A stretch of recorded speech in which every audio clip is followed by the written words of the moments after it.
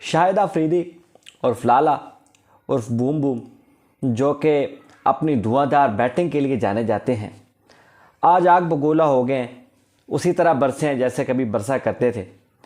और आज उनके जो बरसने का जो दायरा कार है वो काफ़ी वसी हो गया है, क्योंकि आज सबसे पहले तो उन्होंने भारत के हवाले से उन्होंने बात की है, बीसीसीआई के हवाले से बात की है और खूब लिताड़ा है, खूब लत्ते लिए हैं, खूब क्लास ली है भारतीय हुकूमत की भी और भारतीय बोर्ड की भी। लेकिन इसके साथ साथ वो जब खेला करते थे तो आप देखते थे कि अच्छी बॉल भी जो है उसकी भी कोई इज्जत नहीं होती थी।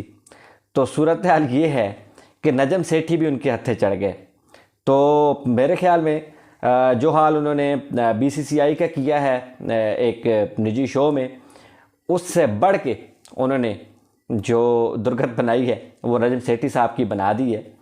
तो ये सारा क्या स्टेटमेंट्स थी उनकी, वो कहते क्या हैं और फिर आप उनकी राय से कितना इत्तेफाक करते हैं, ये भी बहुत ज़रूरी है, ये भी आपने बताना है। इसी पे आज हम बात कर रहे हैं कि शाहिद अफरीदी के चलें। सबसे पहले तो इस तरफ आ जाते हैं कि भारत के हवाले से पहले भी बीसीसीआई के हवाले से वो काफ़ी सख्त बातें करते हैं। तो आज उन्होंने एक सवाल के जवाब में कहा, जब पूछा गया शाहिद अफरीदी से कि आप क्या कहते हैं ये जो मसला चल रहा है एशिया कप वाला और फिर ये जो रेवेन्यू वाला मसला चल रहा है, भारत सब कुछ हड़प कर गया है और भारत को कोई रोकने वाला नहीं है, तो ये क्रिकेट पाकिस्तान और भारत की कहीं चलेगी आगे या नहीं चलेगी, क्या क्या पॉइंट ऑफ जो है ना वो ऐसे पॉइंट पे आ गए हैं कि अब हम शायद ऐसा भी नज़र आ रहा है कि आइंदा दोनों टीमें बड़े इवेंट्स में भी एक दूसरे के खिलाफ ना खेलें। तो शाहिद अफरीदी ने कहा कि मुझे एक बात समझ नहीं आती कि भारत पाकिस्तान के साथ क्रिकेट खेलने से घबराता क्यों है।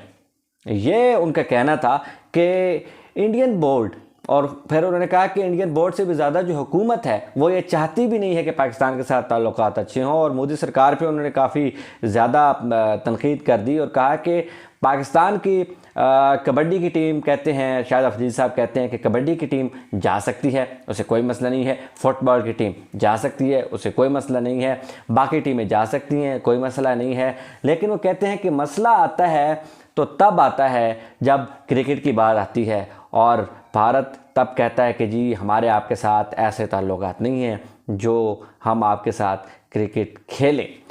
तो इसके बाद उन्होंने ये बात भी कह दी कि असल में ये जो एशिया कप वाला एपिसोड चल रहा है इसमें एक तो उन्होंने ये कहा कि पाकिस्तान बोर्ड ने बहुत ज़्यादा लिफ्ट करा दिया भारत को, इस काबिल नहीं थी बीसीसीआई की मैनेजमेंट कि उनके साथ इस तरह बात की जाती और उनको कहा जाता चीज़ें। बहरहाल इसके साथ वो ये भी कह गए कि भारत जो चाहेगा होगा वही, और वो मैनेज कर रहा है श्रीलंका को भी और वो मैनेज कर रहा है बांग्लादेश को भी। और उन्होंने कहा कि श्रीलंका में जो अब इवेंट होने जा रहा है, जो हाइब्रिड मॉडल, शायद अब आप करीब में देखेंगे कि पाकिस्तान में 4 मैचेस होंगे और बाकी हो जाएंगे बाहर। तो वो कहते हैं लाला और बूम बूम शाहिद अफरीदी कि जनाब अब श्रीलंका को लगेंगे पैसे, वो पैसे लगे तो वो उनके हक में बोलेंगे। वो ये कहते हैं कि आप जितने स्टेटमेंट्स खुद से बना के फिर रहे हैं कि जी ये हमें ईमेल आ गई, ये जय शाह ने कह दिया, ये फलां ने कह दिया, वो कहते हैं कि भाई ये हैं बिल्ली के ख्वाब और ये हैं छिछड़े। कह रहे हैं कि जो मैनेज कर रहा है इंडिया वही आपको जवाब आ रहा है। अब इस पे आपको पता है कि इंडियन जो ऑडियंस है उसका बड़ा सख्त रद्द अमल आता है। तो ये बात जो है वो शाहिद अफरीदी साहब के हवाले से जो वो उन्होंने कहा है, शाहिद अफरीदी ने वो कही है। और फिर इसी के कनेक्शन में जब नजम सेठी के हवाले से बात की गई, जब उनसे पूछा गया तो उन्होंने वो लिताड़ा है कि वो शुरू यहाँ से हुए हैं कि उनको लेने चाहिए होश के नाखुन नजम सेठी साहब को।